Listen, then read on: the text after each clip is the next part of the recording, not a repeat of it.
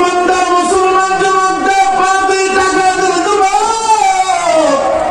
সময় যদি পাইতাম প্রত্যেকটা মানুষের পা ধরে ধরে এই মাহফিলের গুরুত্বটা আমি বোঝাইতাম। মাহফিলে বসলে কি লাভ হবে গুরুত্বটা আমি বোঝাইতাম। বাবা ইমানদার মুসলমান বাবা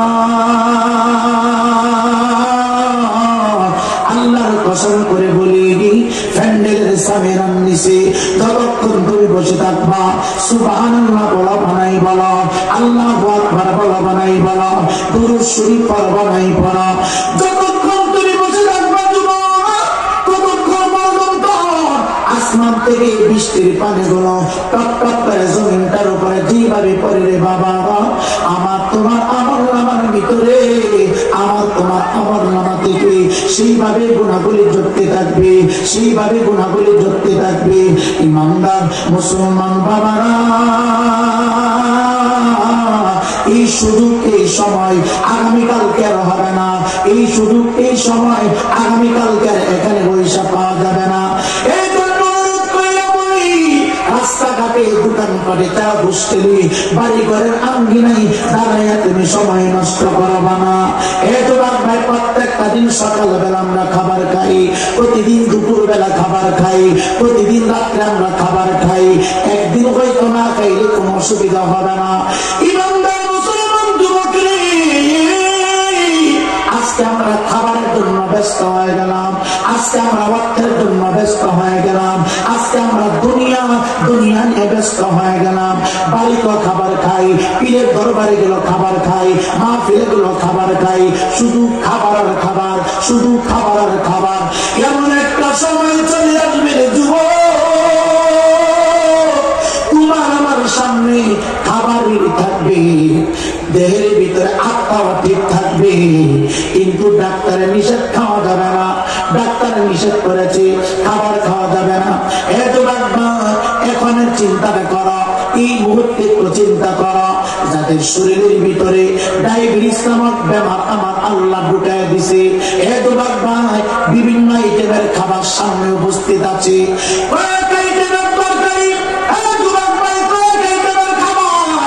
ডাক্তার বলেছে সকাল বেলা 2টা রুটি খাইবা, দুপুর বেলা 3 কাপ ভাত খাইবা, রাত্রে বেলা আবার 2টা রুটি খাইবা। এর বাইরে যদি তুমি খাও তোমার বডির ভিতরে অ্যাকশন হবে, তোমার বডিতে সমস্যা হতে পারে। একটু চিন্তা করে দেখেন 30টা বছর খাবার খাবার, 40টা বছর খাবার খাবার, 50 বছর পর্যন্ত খাবারের পিছনে ঘুরলে দুনিয়ায় থাকতে খাবারের বরাদ্দ আপনার জন্য অর্ধেক হয়ে গেল, দুনিয়ায় থাকতে খাবারের বরাদ্দ অর্ধেক হয়ে গেল। এই জন্য অনুরোধ করে বলি রে বাবা সব জায়গায় যাইয়া খাবারের জন্য পাগল হয়েন না, সব জায়গায় যাইয়া দোকানের সময় নষ্ট করবেন না, সব জায়গায় যাইয়া চা হোস্টেলের সময় নষ্ট করবেন না।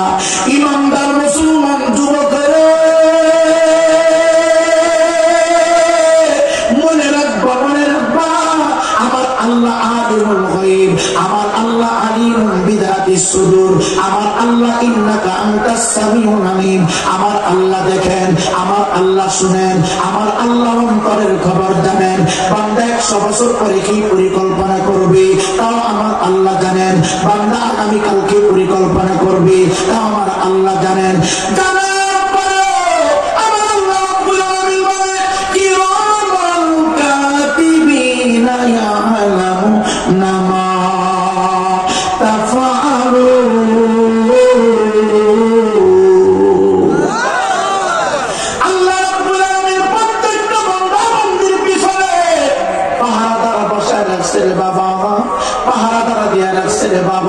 তুমি যদি একটা সেকেন্ডের ভিতরে অন্যায় কাজ করো, অন্যায়টা তোমার বাম কান্দে ডায়েরিতে লেখা হয়ে যাচ্ছে। তুমি যদি নেক আমল করো, নেকটুকু ডান কান্দের আমলনামার ভিতরে ডায়েরি হয়ে যাচ্ছে। পালানোর মতো কোনো সুযোগ নাই, বাঁচার মতো কোনো সুযোগ নাই। আমার রব তোমার কাছ থেকে তোমার পুরাটা লাইফের জিন্দেগির হিসাব নিবে।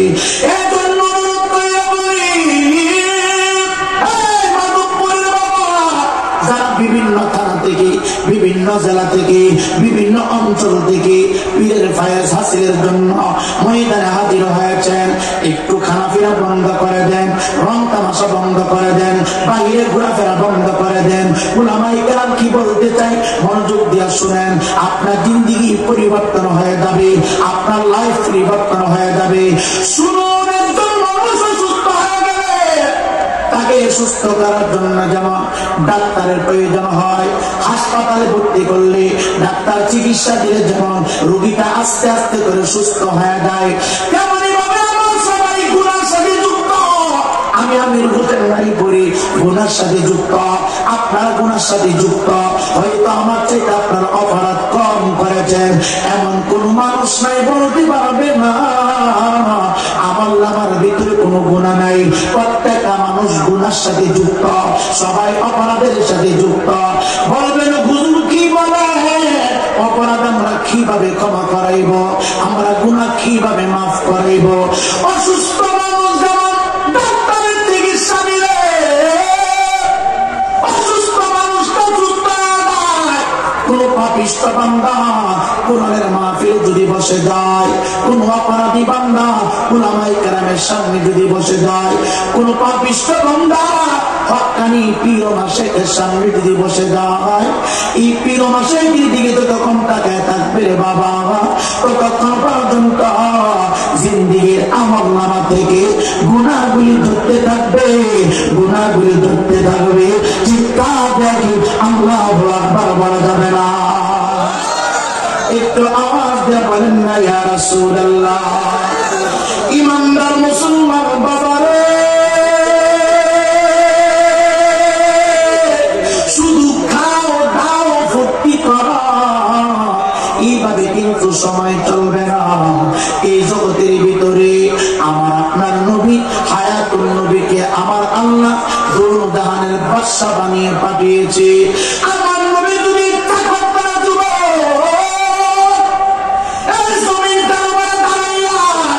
সকাল বেলার নাস্তাটা জান্নাত থেকে খাইতে পারত। আমার নবী যদি ইচ্ছা করতো দুপুর বেলার লাঞ্চ জান্নাতি খাবার খাইতে পারত। আমার নবী যদি ইচ্ছে করত রাত্রির খাবারটা জান্নাত থেকে খাইতে পারত। আমার নবী ডাক দিয়া কয়, জগতের মানুষ, আমি নবী যদি ইচ্ছা করতাম গোটা আরব দেশের ভিতরে আমি নবীর নাম দিয়া কোটি কোটি কোটি কোটি কোটি কোটি তলা বিল্ডিং বানাইতে পারতাম।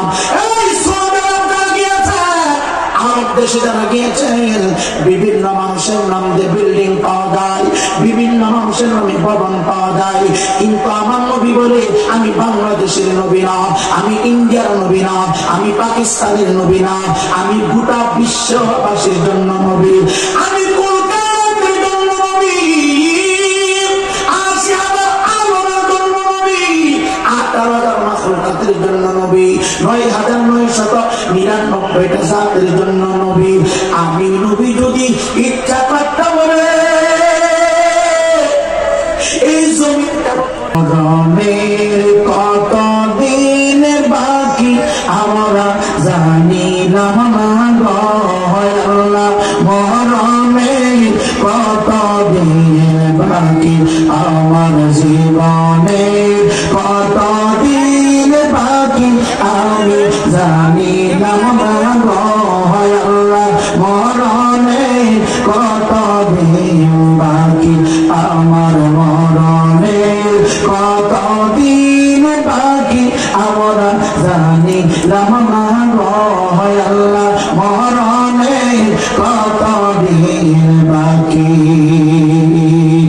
আজরাইল আসিয়া বাইরে হস্তে দিবে দড়ি, আজরাইল আসিয়া বাইরে পায়ে পারবে দড়ি, তখন আমার মনাবাই করবে লুকালুকি আমি জানিলাম না আল্লাহ, মরণের কত দিন বাকি আমার জীবনের, কত দিন বাকি আমরা জানিলাম না আল্লাহ, মরণের কত দিন মরণের কতদিন বাকি রমনা গো হায় আল্লাহ মরণের কতদিন বাকি আমার জীবনের কতদিন বাকি আমি বুঝিলাম না গো হায় আল্লাহ মরণের কতদিন বাকি 40 দিনের আগে বাইরে মৌতের নিশানি 40 দিনের আগে বাইরে মৌতের নিশানি আজরাইল বান্দা নিব চোখে দিয়া আমি বুঝিলাম না গো হায় আল্লাহ মরণের কতদিন বাকি আমার জীবনের কতদিন বাকি আমি জানিলাম না গো হায় আল্লাহ মরণের কতদিন বাকি আয়াত হইল হাতে বাইরে মওত লেখা পায়ে আয়াত হইল হাতে বাইরে মওত লেখা পায়ে যেখানে মরণ লেখা সেখানে সেই যাবে আমরা জানিলাম না গো হায় আল্লাহ মরণের কতদিন বাকি আমার জীবনের কতদিন বাকি আমি বুঝিলাম না গো হায় আল্লাহ মরণের কতদিন বাকি চিৎকার দিয়ে বলেন আল্লাহু আকবার সবাই কথা বিদে না আরো চুকান্ডে না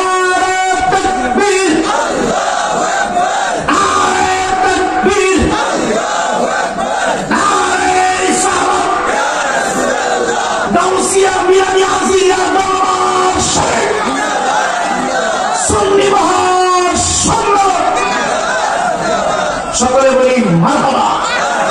আপনাদের অসুবিধা হচ্ছে? আলোচনা কি চলবে না বলতে হবে? চলবে চলবে তো চলবে তো। চুপ করে বসে থাকেন যার যার জায়গায়, কেউ উঠবেন না ইনশাআল্লাহ। বিদ্যুৎ কিছুক্ষণই বিদ্যুৎ চলে যাবে।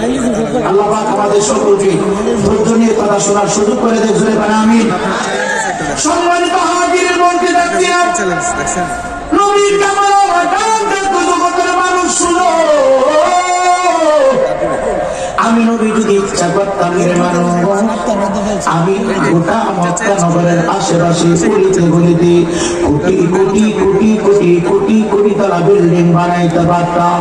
আমি নবী বিল্ডিং বানাই নাই, আমি নবী কোটি কোটি টাকা অ্যাকাউন্টে ঢুকাই নাই। তুমি খাবারের জন্য পাগল হয়ে গেল গো, অর্থের পিছনে তুমি দৌড়াইলা, আমার নবীর আদর্শটা তুমি বলে গেলাম, আমার নবীর মহব্বত তুমি অন্তর থেকে ডিলেট করে দিলাম। নবী আমার ডাক দেখো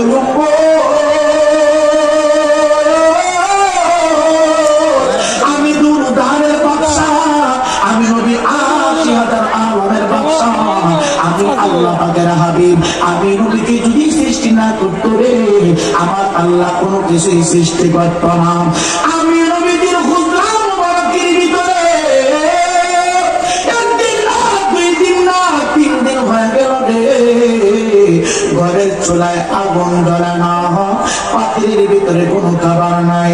নবী আমার ডাক দিয়া কয় গাউসিয়া মিরানিয়া আজিজের দরবারের ভক্তরা, আমার নবীর হুজরা মুবারকের ভিতরে ৩ দিন পর্যন্ত কোনো খাবার নাই রে বাবা। আমার নবীজি ৩ দিন কোনো খাবার সাথে সম্পর্ক রাখলেন না। ৩ দিন পরে আমার নবীজি জুব্বা মুবারকের নিচে পাথর মুবারক সাদা কাপড় দিয়া পেঁচাইয়া পাথর মুবারক জুব্বা মুবারকের নিচে বেঁধে ফেললেন, যেন অন্যান্য সাহাবীরা বুঝতে না পারে আমার নবী উপবাস, আমার নবী তৃষ্ণার্ত, আমার নবী ক্ষুধার্ত, যেন এতটুকু বুঝতে না পারে। ইমানদার মুসলমান বাবা না, আমার নবী এত কষ্ট করলেন কেন? আমার নবী পেট মুবারকে পাথর মুবারক বাঁধলেন কেন? আমার নবী তো জান্নাতি খাবার খাইতে পারে, আমার নবী তো দুপুরবেলা জান্নাত থেকে খাইতে পারে, আমার নবী তো রাত্রিবেলা জান্নাত থেকে খাইতে পারে। শুধু উম্মতকে শিক্ষা দেওয়ার জন্য দুনিয়াটা সুখ শান্তির জায়গা নামে।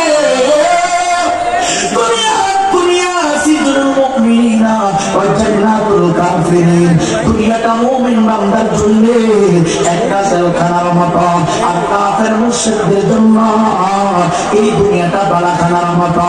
মুমিন বান্দা যারা কষ্টে চলবে গো, নবী বুঝাই দিলেন শুধু খাবারের পিছনে ঘুরবা না, অর্থের পিছনে ঘুরবা না, দুনিয়াতে ব্যস্ত থাকবো না। মনে রাখবা এই দুনিয়ার জিন্দেগি হঠাৎ একদিন শেষ হয়ে যাবে, পরকালে আর একটা জিন্দেগি শুরু হবে। আমরা এখন আলমে দুনিয়ার জিন্দেগিতে আছি, একবার মায়ার একটা জিন্দেগি শুরু হবে, ওইটার নাম হবে আলমে বরকতের জিন্দেগি। নবী আমার ডাক দেখো আমি নবীজি 3 দিন পর্যন্ত কোনো কিছু খাই না রে, এক গ্লাস পান করি না, একটা খুরমা আমি খাই না, শুধু উম্মতি বইলা আমার নবী কান্দে, উম্মতের মায়ায় নবী কান্দে। 3 দিন পর্যন্ত আমার নবী না খাইয়া উম্মতি বইলা কান্দে।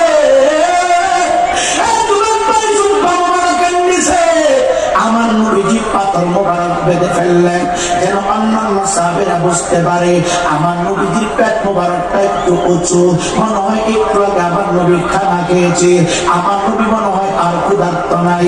ইমানদার মুসলমান বাবারা, ক্ষুধা লাগলে কোনো কিছুই ভালো লাগে না। যদি আপনার পেটে ক্ষুধা থাকে সেটা করা ভালো লাগে না, যদি আপনার পেটে ক্ষুধা থাকে কারোর সাথে কথা বলতে ভালো লাগে না, যদি পেটের মধ্যে ক্ষুধা থাকে রে বাবা কি করতে ভালো লাগে না। আমার নবী আপনার নবী বুঝানোর জন্য দুনিয়াবাসীকে উম্মতকে সময়টা দিল দুপুরবেলা খাবারের সময়। আমার নবী তৃষ্ণার্ত, আমার নবী ক্ষুধার্ত। এবার মনে মনে চিন্তা করলেন আমি আমার নয়নের পুতুলি কলিজার টুকরা আদরের দুলালি খাতুনে জান্নাত ফাতেমাতুজ জোহরা রাদিয়াল্লাহু তাআলা আনহা হুজরা মুবারকে যাব, যাইয়া দেখি খাবারের ব্যবস্থা আছে কিনা। ইমানদার মুসলমান বাবারা,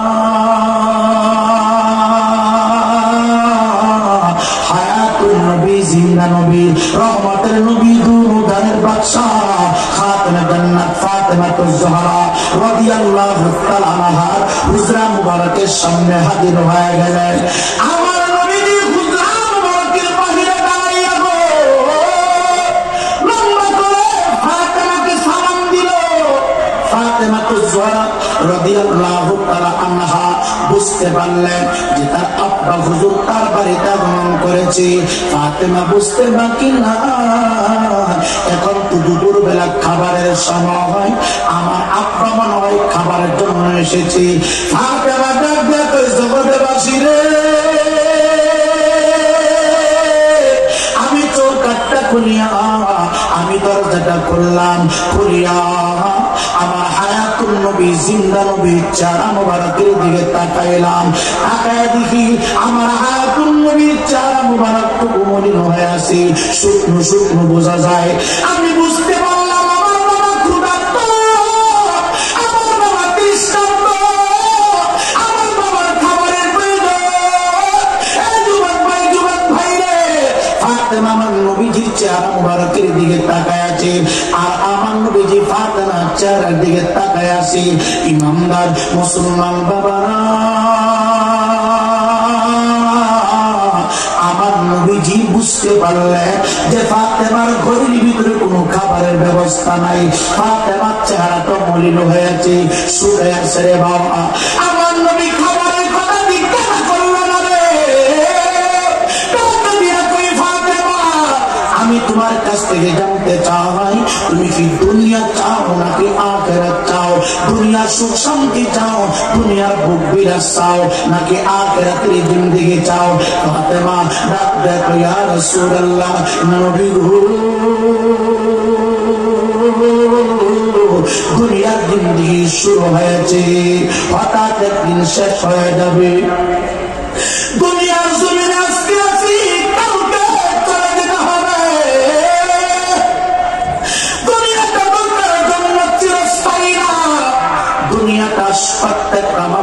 জন্য ক্ষণস্থায়ী রে বাবা।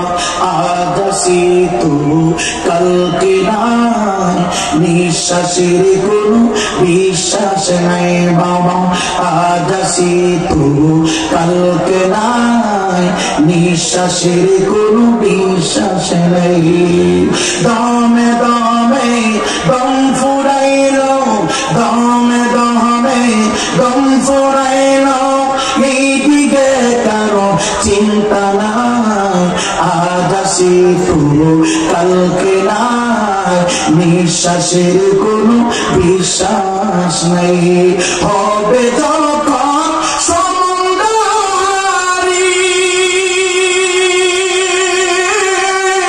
বন্ধ হবে দুনিয়াদারি, হবে যখন সমুদ্রী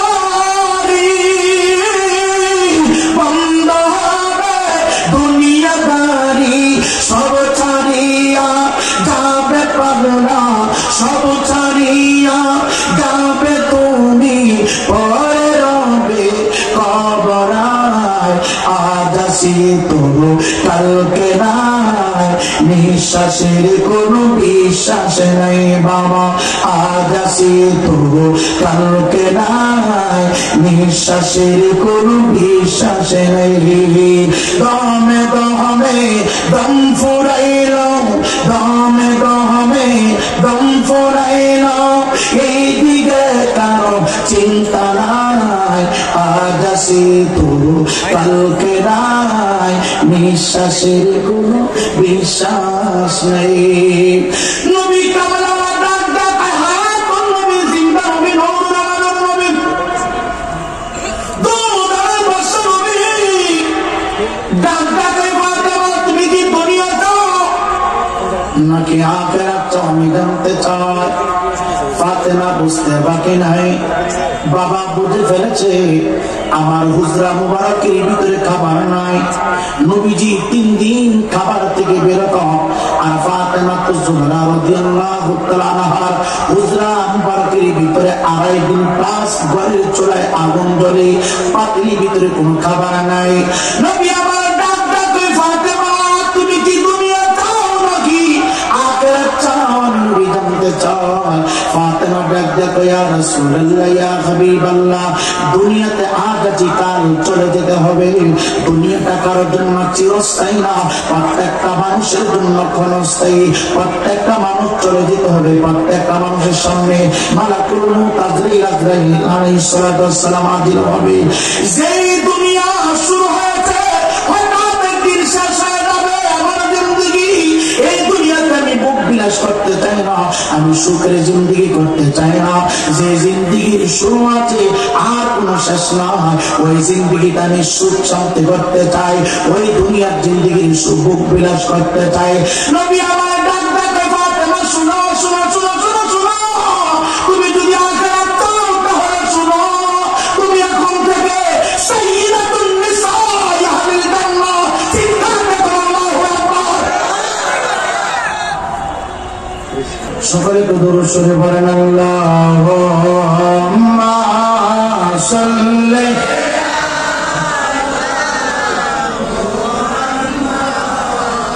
ওয়া আলা আলি সাইয়্যিদিনা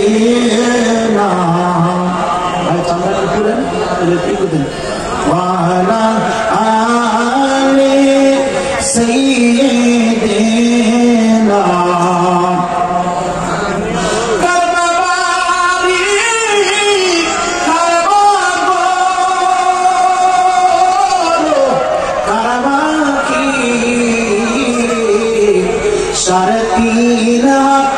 জায়গায় হবে বসতি বলো আল্লাহুম্মা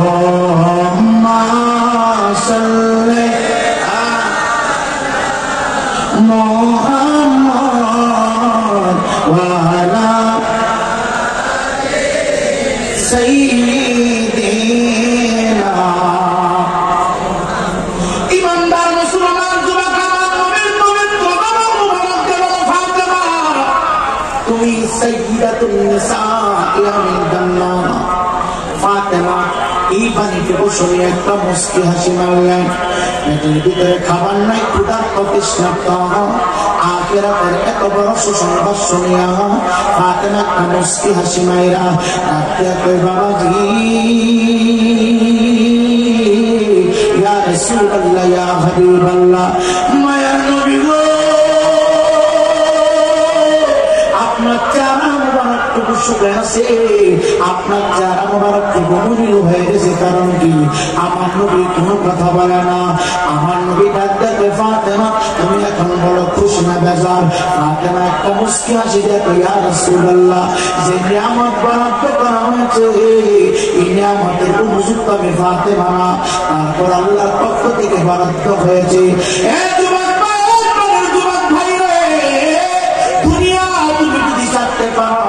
দুনিয়া তুমি যদি সাথ ছেড়ে দিতে পারো, দুনিয়ার বুক বিলাস তুমি যদি ছেড়ে দিতে পারো, আখিরাতের পাশায় তুমি পাইবা, অন্ধকার কবরে তুমি শান্তি পাইবা, ফুলসিরাতের কাজ তুমি চোখ দিতে পারো, হইতে পারবা।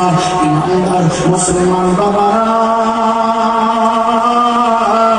রহমতের নবী ডাক দেখে, ফাতেমা আমার আদরের নাতি মাওলা হাসান মাওলা হোসেন কোথায় রে? তাদেরকে একটু তালাশ করা।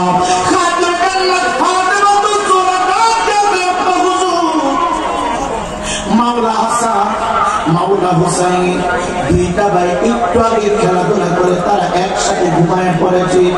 আপনি যদি বলেন তাদেরকে জাগ্রত করব, নবী ডাক দেয়, না না, এখন আমার হাতের ভিতরে কিচ্ছু নাই, আমার পকেটে কোনো কিছু নাই, একটু অপেক্ষা করো, আমি নবী আসতেছি, তাদেরকে পরে ডাক দিবা।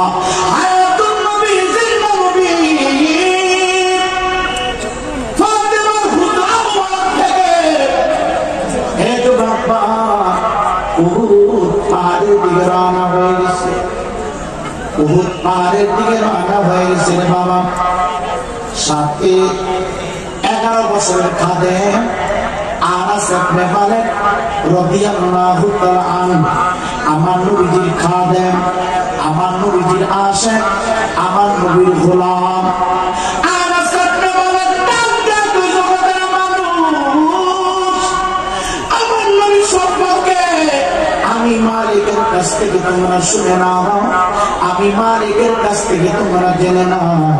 আমি তাকে দেখি আমার নবী যত জায়গায় কদম মোবারক দিচ্ছি, প্রত্যেকটা জায়গা থেকে মেশক আম্বর সুরান বাহির হয়ে যাচ্ছে। বাংলাদেশে অনেক আলেম ভাইরা না বুঝে আমার নবীর সাথে বেয়াদবি করতেছে, নবীকে তাদের মতো বইরা ফতোয়া দিচ্ছে। বেয়াদবি কইরা যদি আপনি নামাজ পড়েন, রোজা করেন, হজ করেন, যাকাত দেন, আল্লাহর কসম আপনার নামাজ, আপনার রোজা, আপনার হজ, আপনার যাকাত, আপনার কুরবানি সবকিছু হবে আমিলাতুন নাসিবাতুন তাসলা নারান হামিলা, সবগুলো হবে জাহান্নামের লাকড়ি, সবগুলো হবে জাহান্নামের লাকড়ি। এমন কোন আয়াত আপনি কইজা পাবেন না, কিন্তু অনেক মানুষ নামাজ পড়িয়া জাহান্নামে যাবে। ফাওয়াইলুল লিল মুসাল্লিন, এই যুবক ভাই রে, অনেক মানুষ নামাজ পড়িয়া জাহান্নামে যাবে, জাহান্নামে যাবে। তার কারণ তারই নামাজ পড়ে দিবি, দাড়ি জুব্বা পাগড়ি সবকিছু আছে ঠিক, কিন্তু নবীজির সাথে গুস্তাখি করেছে, নবীর সাথে বেয়াদবি করেছে। আনাস ইবনে মালিক ডাক দেয়, জগতের মানুষ,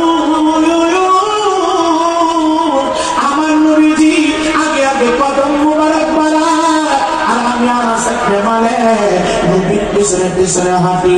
আমার নবী যে জায়গায় কদম মুবারক রাখে, ওই জায়গায় আমি আনাস ইবনে মালিক পা রাখি না, রাখলে বেয়াদবি হয়ে যাবে। আমার নবী আগে আগে যায়, আনাস ইবনে মালিক পিছে পিছে হাঁটে।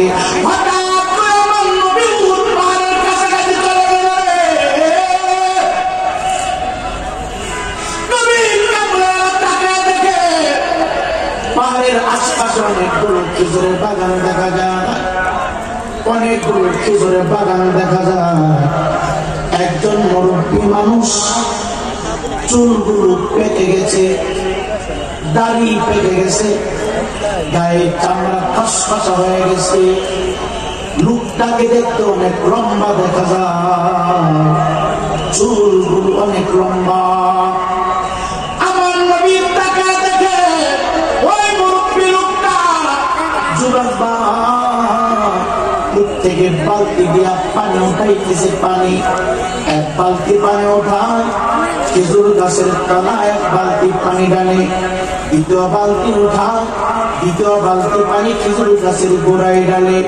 আমার নবী হায়াতুন নবী ডাক দেখো জগতের মানুষ, আমি অনেক সময় পর্যন্ত তাকে দেখলাম, আমার অন্তরে মায়া লেগে গেছে। আমি ডাক দিয়ে বললাম, চাচাজি এই বাগানের মালিককে, বাগানের মালিকের বাড়ি কোথায়? আপনার পানি উঠাইতে যাই অনেক কষ্ট হচ্ছে, আপনি যে কূপ থেকে পানিগুলো উঠাইতেছেন রশি টান্দা টান্দা, রশি টেনে টেনে পানি উঠাইতেছেন, আমি দেখতেছি আপনার সমস্ত বডি কাঁপে, আপনার হাত কাঁপতেছে, আপনার শরীরটা ঘেমে গেছে।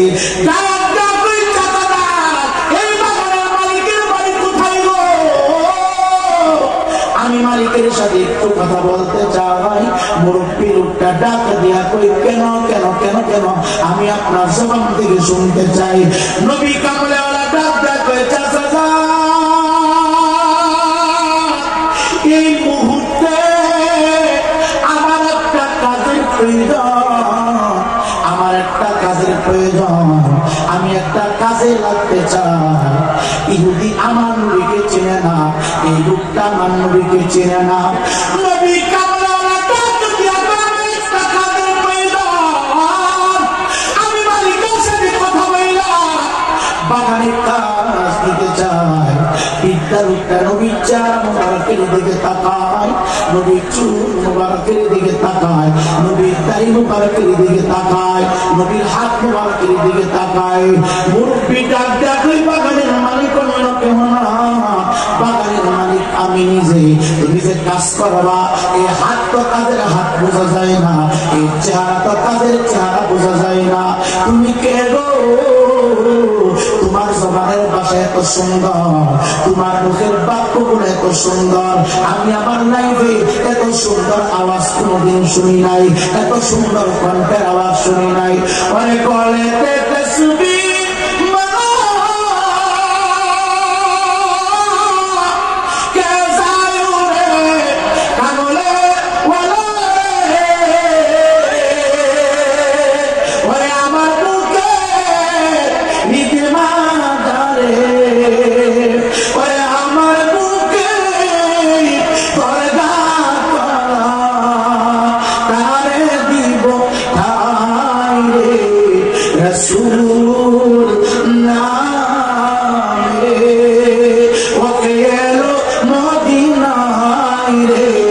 Rasul